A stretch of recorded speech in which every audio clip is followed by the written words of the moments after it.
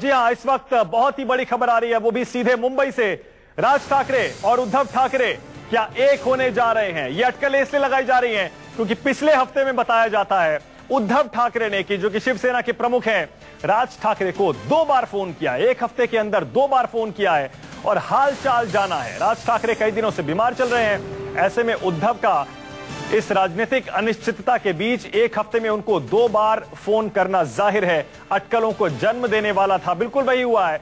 BJP, Shiv Sena और Congress NCP का गठबंधन टूटने के साथ ही महाराष्ट्र में एक नए गठबंधन के संकेत मिलने लगे हैं और ये गठबंधन ऐसा है जिसके बारे में फिलहाल पिछले कई वर्षों से कोई सोच भी नहीं सकता था। मुंबई से जो खबरें आ रही हैं उसके मुताबिक उद्धव और राज एक साथ आ सकते हैं। सूत्रों के मुताबिक उद्धव ने राज ठाकरे से फोन पर हालचाल पूछा है, तबीयत का हाल पूछा है और कयास लगाए जा रहे हैं कि राजनीति में बीजेपी का साथ छोड़ने वाली शिवसेना और एमएनएस के बीच क्या गठबंधन हो सकता है। लेकिन फिलहाल सिर्फ अटकलें हैं, संकेत जो मिल रहे हैं, जो खबरें मिल रही हैं, उन्हें पूरी तरह से समझने के लिए आपको मुंबई ले चलेंगे। न्यूज रूम से हमारे सहयोगी सुकेश रंजन हमारे साथ जुड़ेंगे। लेकिन फिलहाल यह समझ लीजिए, कल ही आपको याद होगा बीजेपी शिवसेना अलग हुए, कांग्रेस एनसीपी अलग हुए, एमएनएस प्रमुख राज ठाकरे कई दिनों से चुप्पी साधे हुए, चुपचाप ये सारा तमाशा देख रहे थे। लेकिन देखिए, जैसे ही ये दोनों गठबंधन टूटे हैं, शिवसेना बीजेपी अलग हुए, आज अटकलें लगाई जाने लगी, क्या उद्धव और राज एक साथ आ सकते हैं। और ये सिर्फ अटकलें इसलिए नहीं है, इनके पीछे कुछ तो है, क्योंकि उद्धव ठाकरे ने 2 बार फोन किया है एक हफ्ते में राज ठाकरे का हालचाल जानने के लिए। सीधे आपको मुंबई ले चलते हैं, वहां से हमारे संवाददाता इंद्रजीत हमारे साथ जुड़ गए और जानकारी के साथ। इंद्रजीत, पहले तो ये बताइए, उद्धव ने राज ठाकरे को कब कब फोन किया है? जी बिल्कुल, एक तो कल ही बात हुई है और लेटेस्ट बात हुई है और काफी देर तक बात हुई है, जिसमें बताया जाता है कि पहले जो बातचीत का सिलसिला शुरू हुआ वो तबीयत से शुरू हुआ कि तबीयत किस तरह की है। इसके बाद बहुत सारी बातें हुई, राजनीतिक चर्चा भी हुई है, इस तरह की खबर है। लेकिन अभी क्या क्या बात हुई, अभी दोनों पार्टियां डिनाई कर रही हैं, लेकिन सूत्र बताते हैं कि 100% दोनों में बात हुई है। इंद्रजीत, आप कह रहे हैं कि काफी देर तक बात हुई है, शुरुआत तबीयत से हुई और उसके बाद कुछ और बातें भी हुई हैं। सूत्र और क्या बता रहे हैं? कितनी बार पिछले एक हफ्ते में खबर आ रही है, शायद एक से ज्यादा बार बात हुई है, कितनी बार बात हुई है? जी बिल्कुल, पिछले एक हफ्ते में 2 बार बातचीत करने की खबर आ रही है। पहले जिस तरह से बीजेपी लगातार प्रेशर कर रही थी, उसके बाद दोनों के बीच बातचीत हुई थी, लेकिन अभी जो बात हुई है वो गठबंधन टूटने के बाद बात हुई है। इसलिए ये बातचीत काफी अहम मायने रखती है जो राजनीतिक गलियारा है उसमें। और दोनों के बीच में जो बातचीत हुई है उसमें ये जरूर बात हुई है कि किस तरह से गठबंधन टूटा है, क्या आगे क्या करना है, ये सारी बातें हुई है। लेकिन अभी तक ये नहीं पता चल पा रहा है कि दोनों साथ जाएंगे या नहीं। और अब चूंकि इतना देर हो चुका है कि संभावनाएं भी बहुत कम है कि प्री पोल अलायंस हो सकता है, तो कहीं न कहीं बाद में कुछ इसका सोल्यूशन निकल सकता है। ठीक है, जाहिर है इंद्रजीत, जाहिर है अटकलें हैं और बहुत सारे इफ और बट हैं इस अटकल के पीछे भी। क्या ये दोनों साथ आ सकते हैं? बहुत बहुत शुक्रिया इंद्रजीत। मुंबई से विनोद जगदाले भी हमारे साथ जुड़े हैं, न्यूज रूम से सुकेश रंजन। सुकेश, पहले आपसे सवाल। हम सबको याद है 8-9 साल पहले जब राज ठाकरे मातोश्री छोड़कर गए थे, उनका साथ छोड़ा था, एमएनएस बनाई थी, तब इसी मुद्दे पर बनाई थी क्योंकि वो शिवसेना में नेता बनना चाहते थे, बाल ठाकरे के उत्तराधिकारी बनना चाहते थे। लेकिन अब ऐसा लगता है ये जो अटकलें लग रही हैं इसमें कुछ तो दम है, लेकिन बहुत सारे इफ और बट भी हैं। सुकेश, बहुत सारे इफ एंड बट है, लेकिन एक होता ना कॉन्स्पिरेसी ऑफ सर्कमस्टांसेस।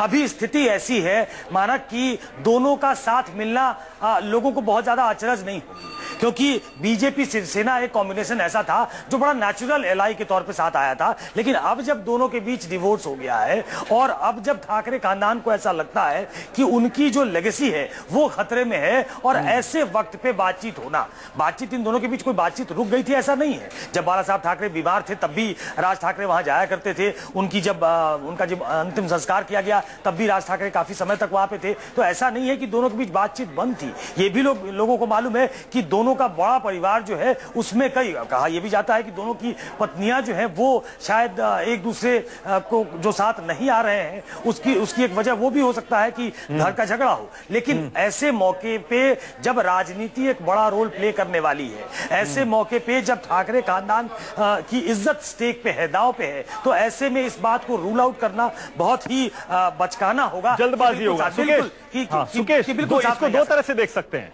बिल्कुल सही कह रहे हैं, दो तरह से सुकेश इसे देख सकते हैं। एक सेकंड में आपके पास आ रहा हूं विनोद। सुकेश, दो तरह से ऐसे देख सकते हैं, जब उद्धव ठाकरे की सर्जरी हुई थी तब राज ठाकरे उनसे हॉस्पिटल मिलने गए, काफी समय उनके साथ बिताया, बाकायदा उनको घर छोड़कर आए थे हॉस्पिटल से खुद गाड़ी में बैठकर। इसीलिए लोग ये कह रहे हैं कि अब ऐसे में राज ठाकरे बीमार हैं तो उद्धव का उनका हालचाल जानना जायज है, इसमें कोई बड़ी बात नहीं है। लेकिन दूसरी तरफ लोग ये कह रहे हैं कि दोनों का राजनीतिक भविष्य इस समय दांव पर लगा हुआ है।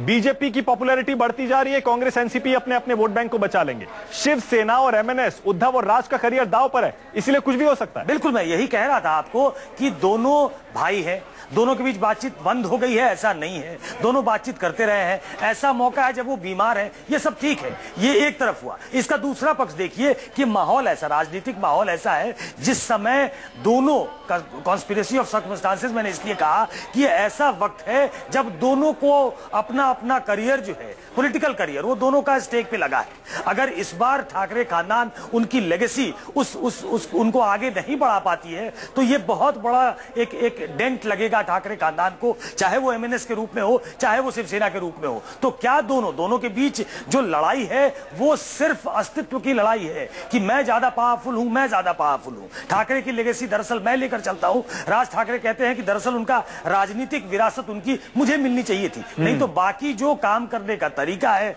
जो शिवसेना की नींव रखी गई थी, या एमएनएस जिस धरने पे चलना चाहती है, वो उसमें दरअसल कोई दिक्कत नहीं है। दोनों एक ही रास्ते पे चलने वाली पार्टियां हैं। तो ऐसे में दोनों का साथ आना ऐसे मौके पे, जबकि वो राजनीतिक मजबूरी बन गई है, इसको रूल आउट करना बहुत ही जल्दबाजी होगी। आप ये समझ लीजिए कि 30 तारीख तक, 31 तारीख तक, जहां तक मुझे याद है, आप नॉमिनेशन वापस ले सकते हो। बहुत सारा नॉमिनेशन एमएनएस के लोगों ने अभी किया नहीं है, करना शुरू कर दिया। उन्होंने करीब 150 लोगों की लिस्ट जारी की है, तो बहुत सारे लोगों ने किया नहीं है। जो किया है वो वापस हो सकता है। तो बहुत जल्दबाजी होगा ये कहना कि दोनों साथ आ रहे हैं, लेकिन बहुत जल्दबाजी होगा इसको रूल आउट करना भी कि दोनों साथ नहीं आ सकते।